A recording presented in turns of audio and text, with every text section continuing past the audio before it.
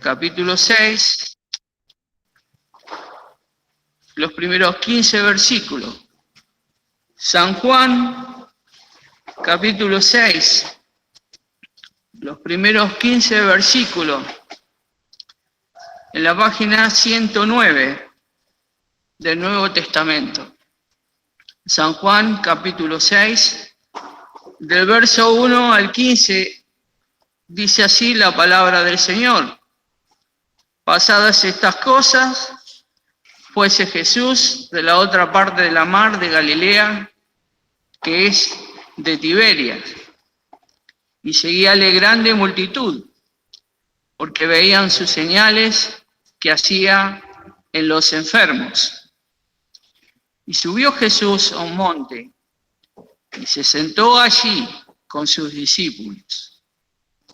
Y estaba cerca la Pascua, la fiesta de los judíos. Y como alzó Jesús los ojos y vio que había venido a él gran multitud, dice a Felipe: ¿de dónde compraremos pan para que coman estos? Mas esto decía para probarle, porque él sabía lo que había de hacer. Respondióle Felipe: 200 denarios de pan no le bastarán para que cada uno de ellos tome un poco. Dícele uno de sus discípulos, Andrés, hermano de Simón Pedro: un muchacho está aquí que tiene 5 panes de cebada y 2 pececillos. ¿Mas qué es esto entre tantos? Entonces Jesús dijo: hacer recostar la gente. Y había mucha hierba en aquel lugar. Y recostáronse como número de 5.000 varones. Y tomó Jesús aquellos panes, y habiendo dado gracias, repartió a los discípulos. Y los discípulos a los que estaban recostados. Asimismo de los peces, cuanto querían. Y como fueron saciados, dijo a sus discípulos: recoged los pedazos que han quedado, porque no se pierda nada. Cogieron pues e hinchieron 12 cestas de pedazos de los 5 panes de cebada que sobraron a los que habían comido. Aquellos hombres entonces, como vieron la señal que Jesús había hecho, decían: este verdaderamente es el profeta que había de venir al mundo. Y entendiendo Jesús que habían de venir para arrebatarle y hacerle rey, volvió a retirarse al monte él solo.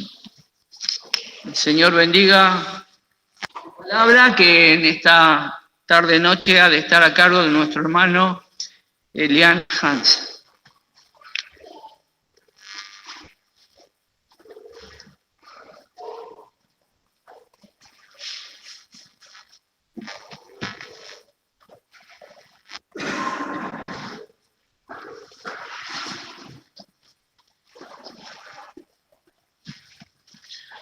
Vamos a tener una palabra de oración para que el Señor guíe también esta reunión. Padre nuestro, Dios amado que estás en los cielos, venimos delante de tu presencia, Señor, con toda reverencia, agradecidos por poder estar en tu casa, donde tú nos has invitado, Señor, donde nos esperas para brindarnos tu palabra. Gracias, Señor, por toda tu misericordia, por toda tu paciencia, Señor, porque aún hoy también la puerta permanece abierta, Señor, y la invitación es permanente para aquellos que quieran recibir a Cristo como Salvador, Señor. Te ruego que en esta tarde, si hay alguien que no te conoce, Señor, o no ha dado este paso de fe, tú puedas abrir el sentido, Señor, y que con un corazón humilde pueda reconocer en Cristo a su Salvador. Y también, Señor, en esta tarde te ruego que nos bendigas, Señor, que me guíes al compartir estos pensamientos, Señor, para que sea un simple portador de tu voz. Te ruego que limpies mi corazón de mis pecados. En el nombre de Cristo Jesús te rogamos estas cosas. Amén. Bueno, Gracias al Señor que una vez más también podemos compartir su palabra, las verdades del Evangelio. Y este es un pasaje, un capítulo bastante extenso, tiene 71 versículos, pero está lleno de enseñanzas.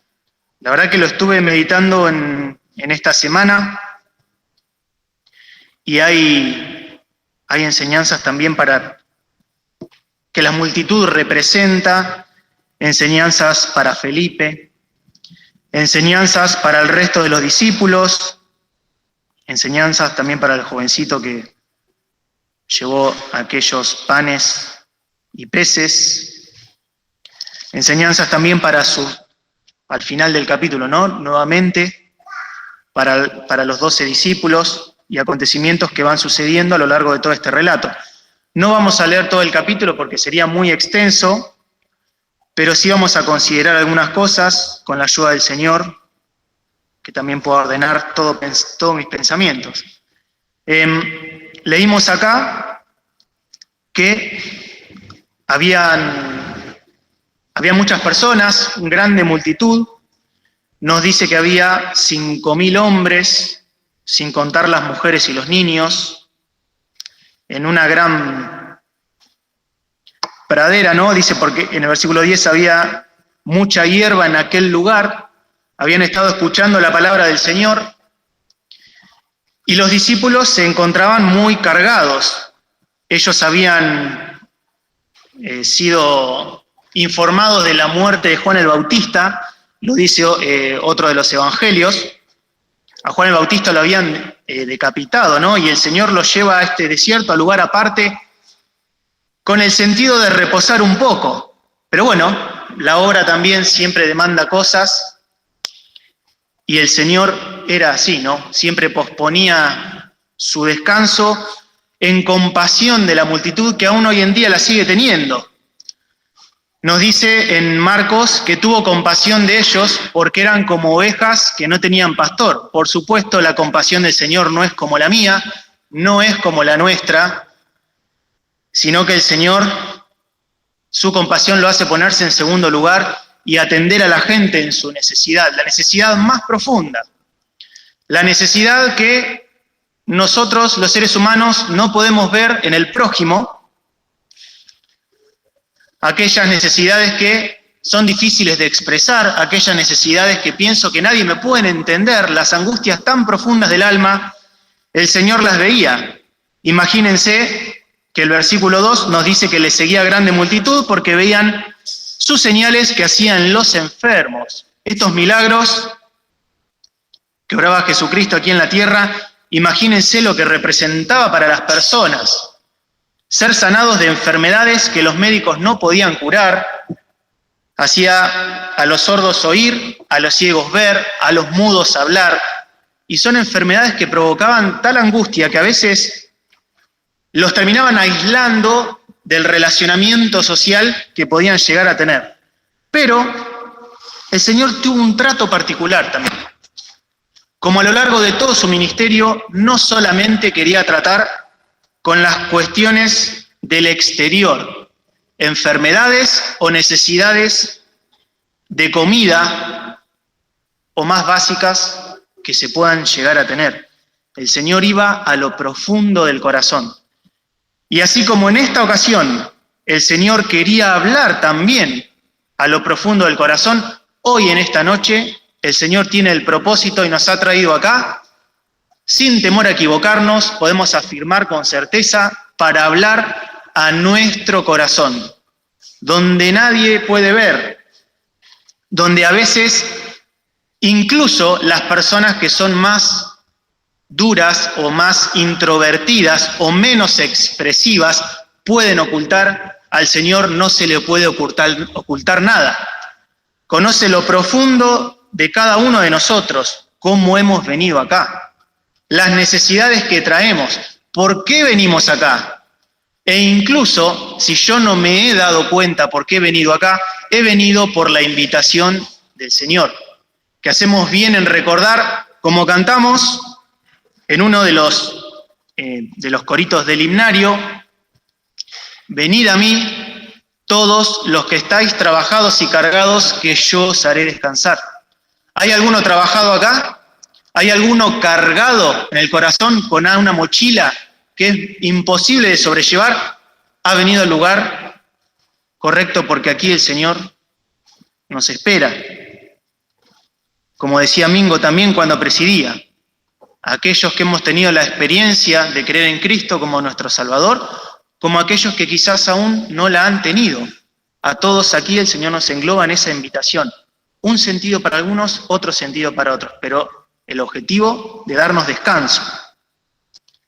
Volviendo al pasaje,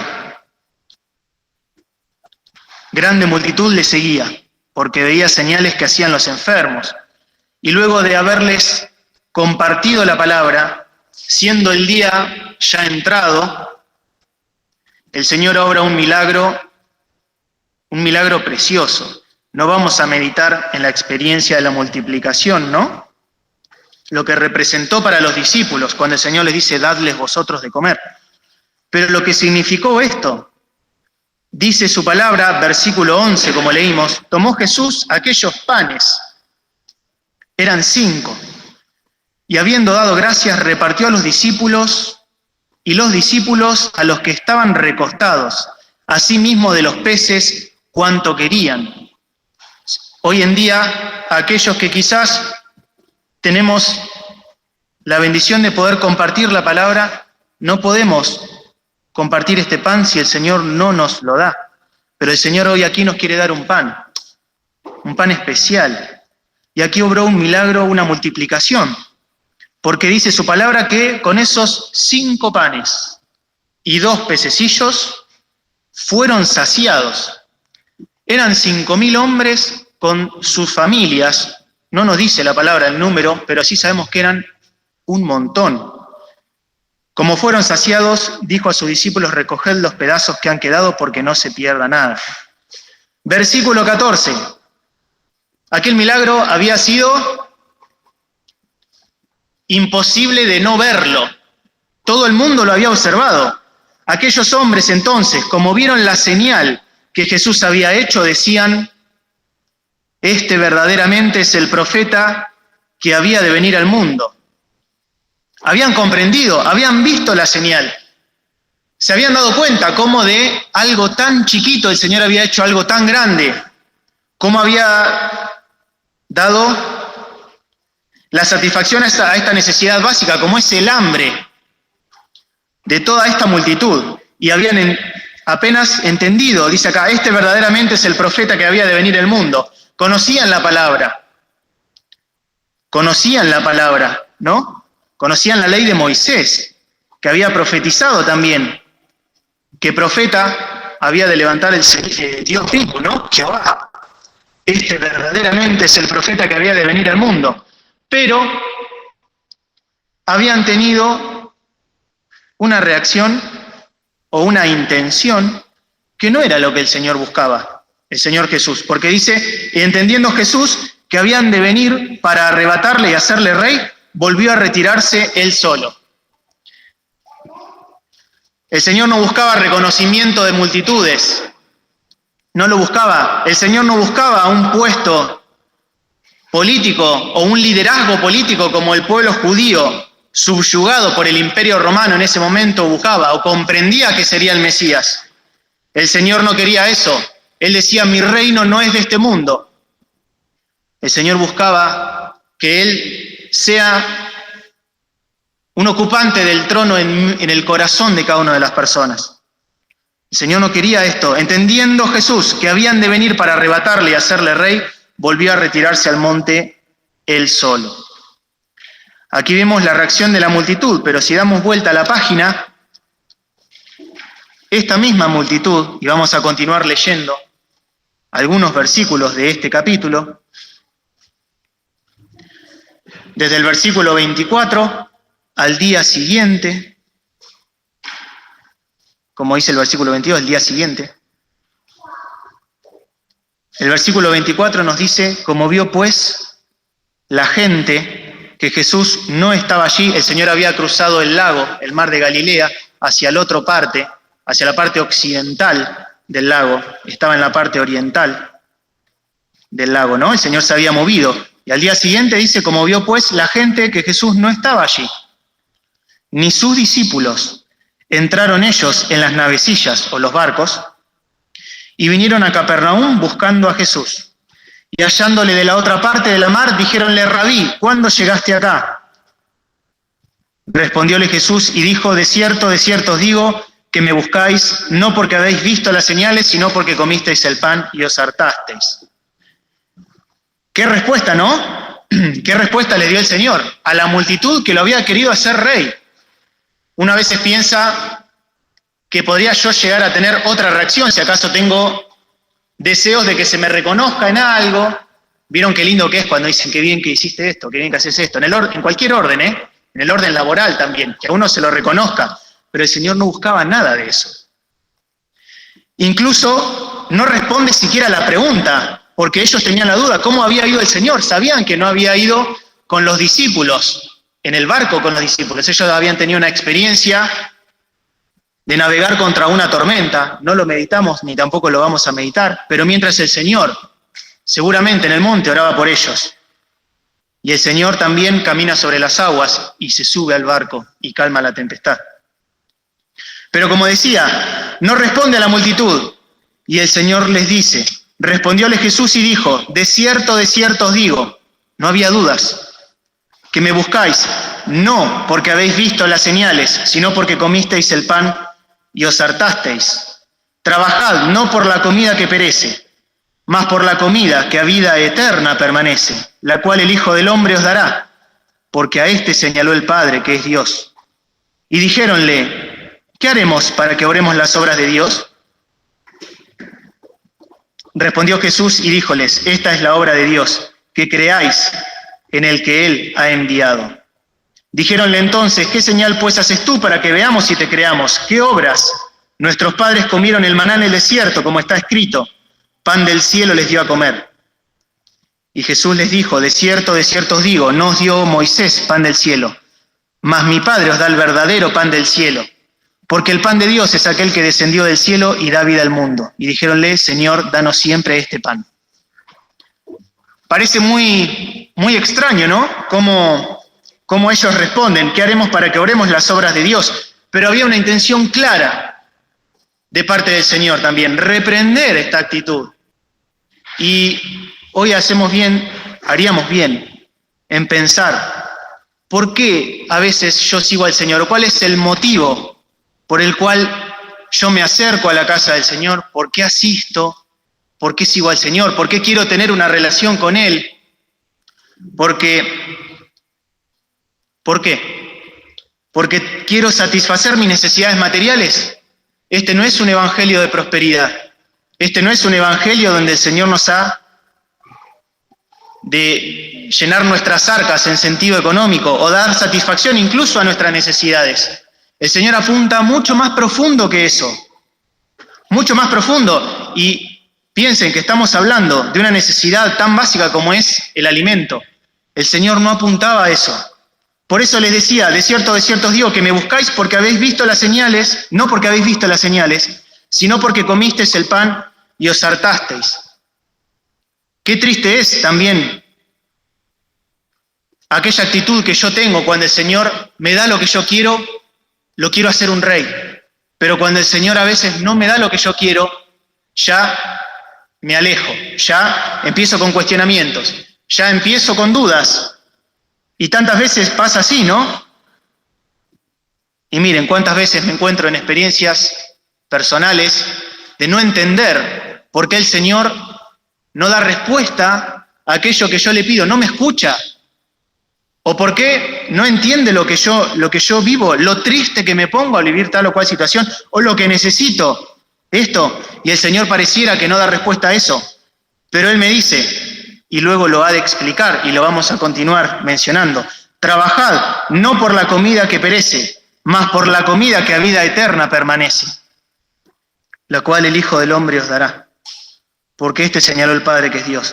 Pero aquellos mismos hombres que habían querido hacerle rey, aquellos mismos que veían las señales que hacían los enfermos, aquellos mismos que habían dicho, este verdaderamente es el profeta que había de venir al mundo, hoy y en este momento cuando el Señor les dice, me siguen por el pan, me siguen porque les doy las cosas materiales, le di las cosas materiales.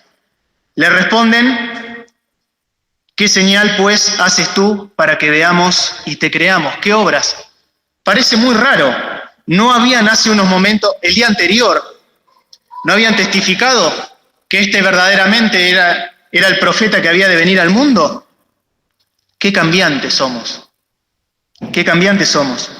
Como en algunos momentos al Señor lo alabamos, lo glorificamos, pero cuando hay una necesidad o el Señor me dice, no me tenés que seguir por esto, o está cerrando el blanco, ya hay cuestionamientos, hay otros sentimientos, ya no tengo esta firmeza de testificarle, ¿no? Y fíjense también, en el 31, nuestros padres comieron maná en el desierto, como está escrito. Pareciera como que ellos, conocedores de la historia de su nación, le dijeran, bueno, le diste de comer a 5.000 hombres, sin contar las mujeres y los niños, en una sola oportunidad. Moisés nos dio pan del cielo durante toda nuestra estadía en el desierto, durante nuestro peregrinaje completo en el desierto. El maná era aquel pan, no era el pan, no era un pan, pero era aquel alimento que había provisto Dios mismo, que caía 6 días de la semana. El sábado deberían recoger una porción doble, perdón, el día anterior al sábado, recoger una porción doble. Pero, y siempre me llamó la atención, ¿no? Ellos estuvieron peregrinando en el desierto durante 40 años. Y solamente alimentándose de esto, ¿no?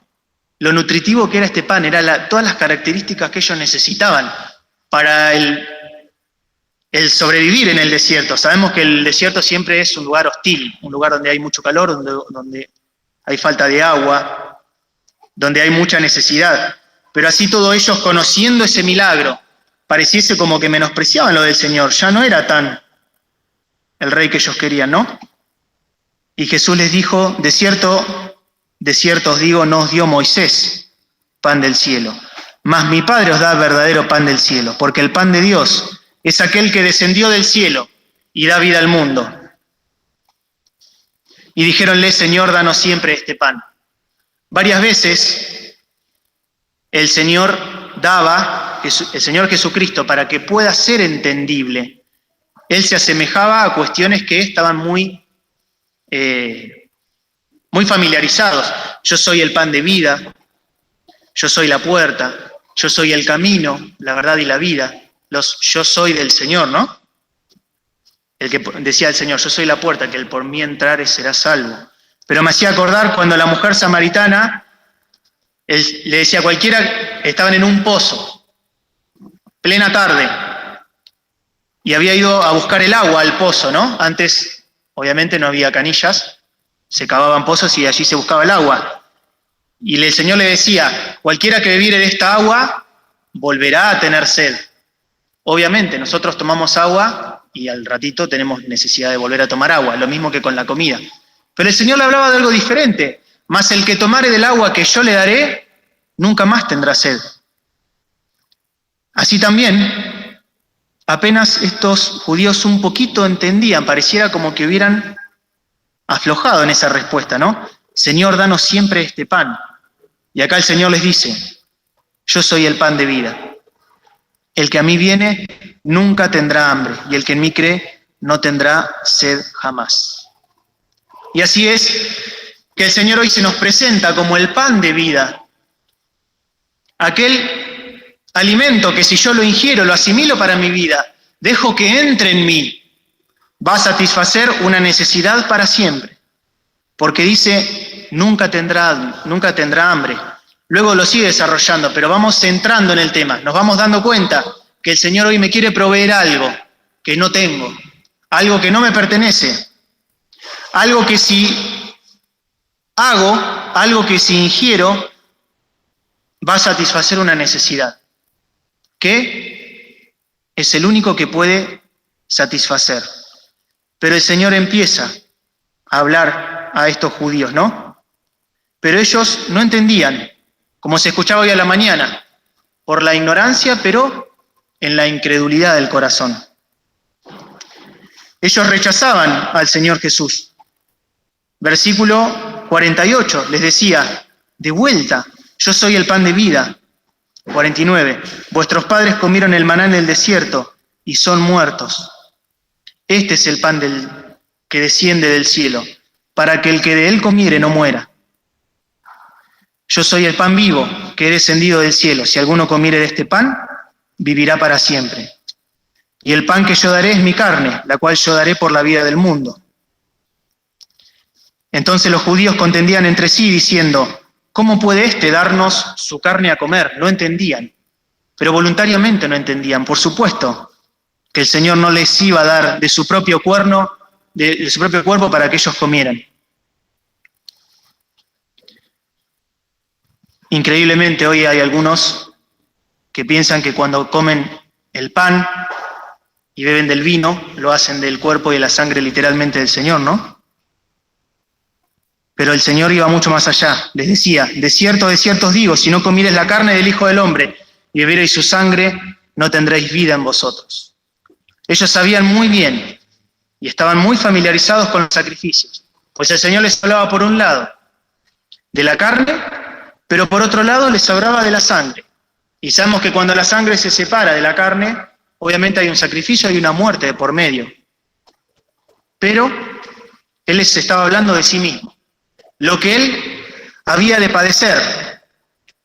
Por eso les decía, y el pan que yo daré es mi carne, la cual yo daré por la vida del mundo. Aquí tenemos la declaración del Señor, que Él pondría su propio cuerpo para darle vida al mundo, ¿no? Algo que el mundo no posee, algo que el mundo no tiene, el mundo en general, es esta vida, algo que el Señor Jesucristo proveyó para nosotros, algo que hasta ese momento, previo al sacrificio del Señor Jesucristo, no estaba. Pero ellos tenían que hacer algo y se escandalizaban de esto. Versículo 54. El que come mi carne y bebe mi sangre tiene vida eterna, y yo le resucitaré en el día postrero. Porque mi carne es verdadera comida y mi sangre es verdadera bebida. Pero, obviamente, ellos seguían sin entender. Ellos seguían escandalizados de esto, porque no reconocían en Él a la persona del Señor Jesucristo. Lo habían hecho mientras sus necesidades materiales habían quedado satisfechas, pero cuando el Señor les habló del verdadero evangelio, ellos no lo entendieron. De hecho, si seguimos leyendo, nos dice el versículo 59, estas cosas dijo en la sinagoga, enseñando en Capernaum, y muchos de sus discípulos, oyéndolo, dijeron, dura es esta palabra, ¿quién la puede oír? Y yo pensaba, ¿no? Más allá de la discusión que el Señor tuvo con los discípulos. No buscaba Jesús que las multitudes lo siguieran. No buscaba Jesús que lo hagan rey. Él buscaba hablarles al corazón con la verdad. Pero tantas veces yo me puedo llegar a escandalizar con las cosas que oigo de parte del Señor, ¿no? Porque va en contra de lo que yo soy. Y me hacía esta imagen. Es como si el Evangelio fuese el hacha hacia la base de un árbol, porque quiere que yo me humille, quiere cortar de raíz todas aquellas cosas que van en contra, porque a nadie le gusta que le digan que es un pecador. Pero Él dice su palabra, por cuanto todos pecaron y están destituidos de la gloria de Dios.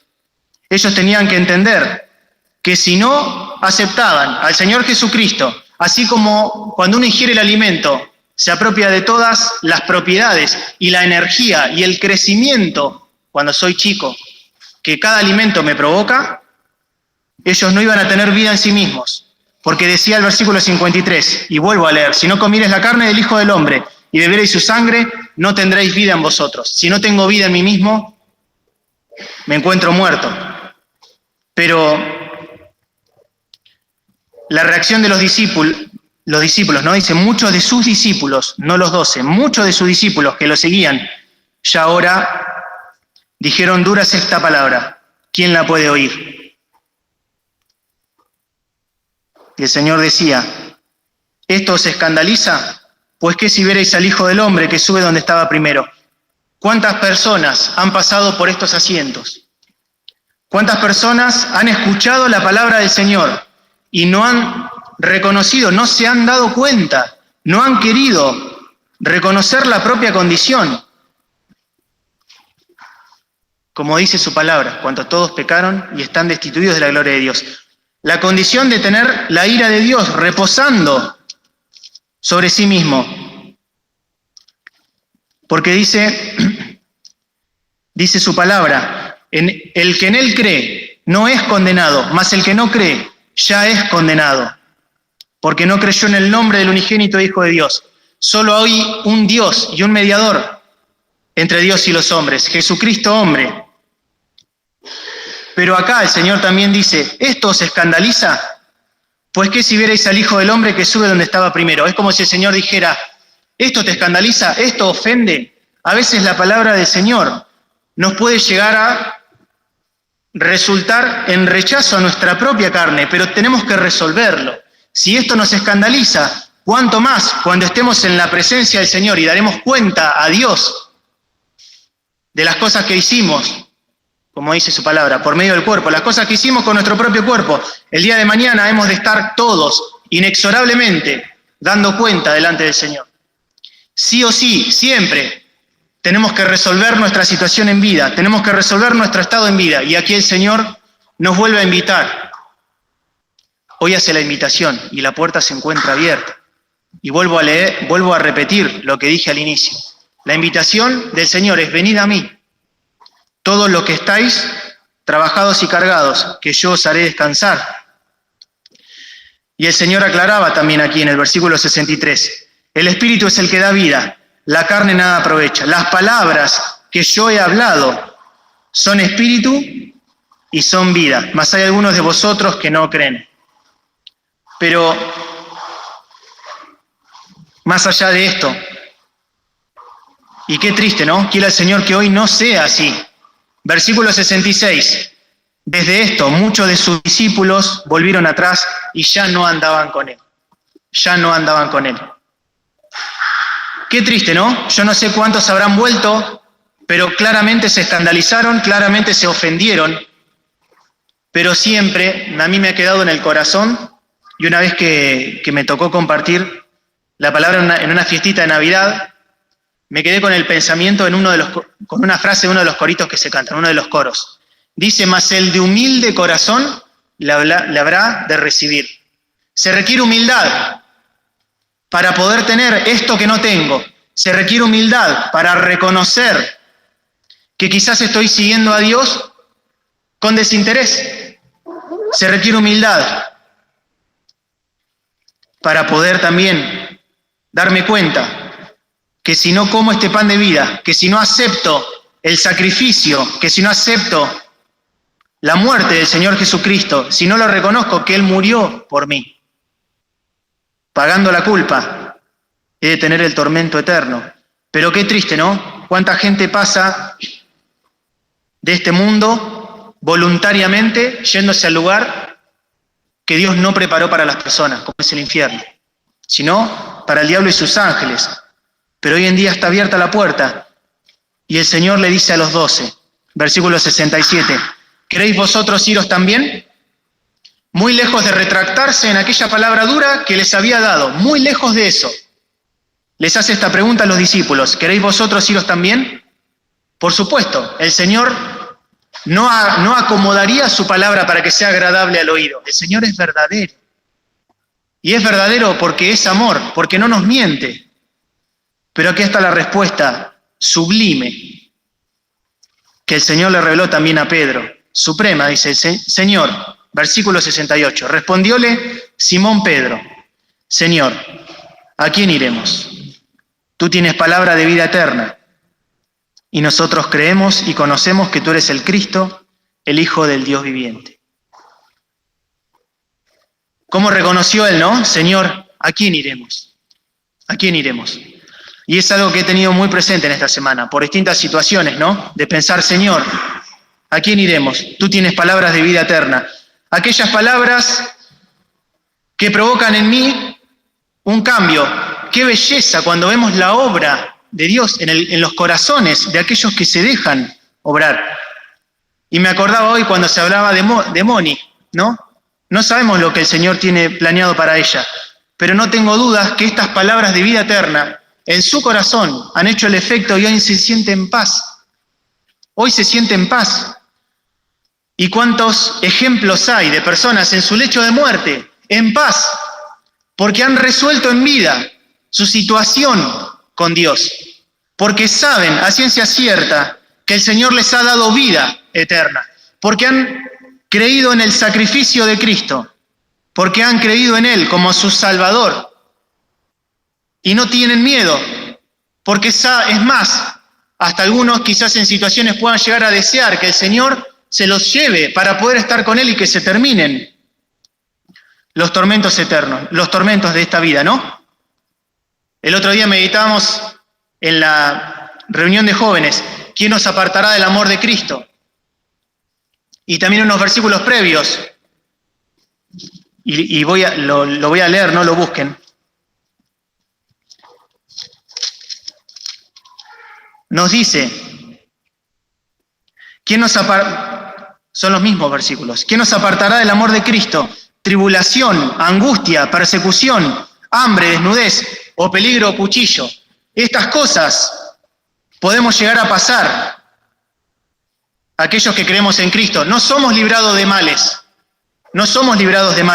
pero tenemos un sello en nosotros, por gracia, el sello del Espíritu Santo y el amor de Cristo reposando sobre nosotros. Por eso el Señor nos da la victoria, porque no hay nada que nos aparte, porque aunque pasemos tribulación, porque aunque pasemos angustias, aunque estemos a veces en depresión, aquel tormento del alma, que como decía al comienzo, que nadie nos puede comprender, sabemos que el Señor en eso puede obrar. Sabemos también que el amor de Cristo está con nosotros, ayudándonos. ¿Cuánta palabra hay de siervos de Dios que se han puesto en sus manos y han vencido en batallas, como David con Goliat? Todo el mundo conoce lo de David con Goliat. ¿Por qué lo venció? ¿Porque David era un hombre de guerra?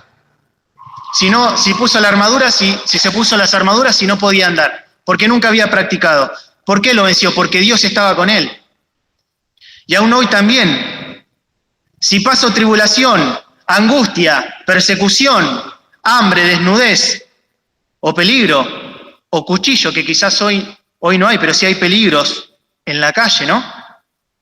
Sé que lo puedo soportar porque tengo en mí alguien que vive, y porque dice que a los que a Dios aman, todas las cosas les ayudan a bien. Ese es un ancla de nuestro corazón, porque sabemos que lo que el Señor nos dice es verdad, y porque sabemos que así, como en este momento, como si el Señor hubiera levantado la zaranda, y hubiera echado arriba el trigo para que la paja se vuele con el viento, que se limpie la mugre que hay.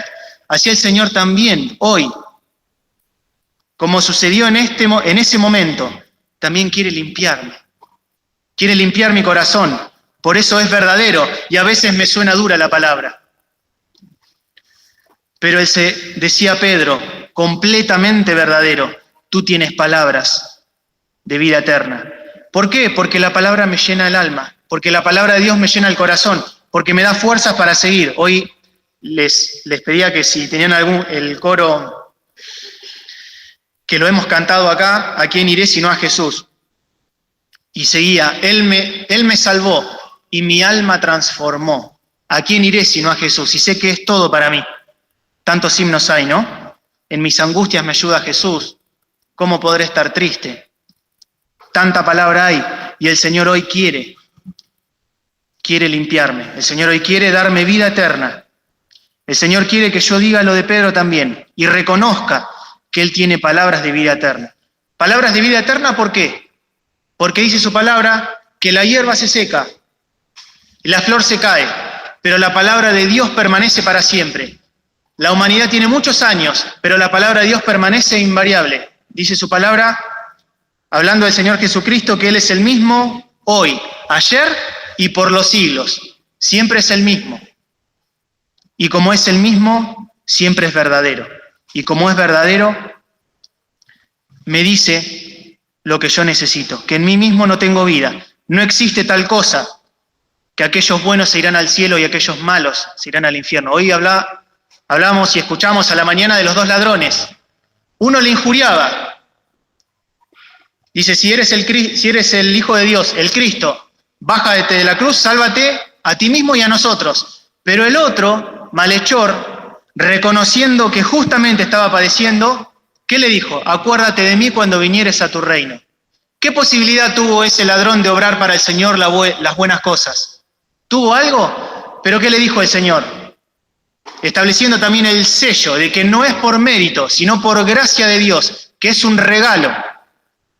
Ante esa declaración, hoy estarás conmigo en el paraíso.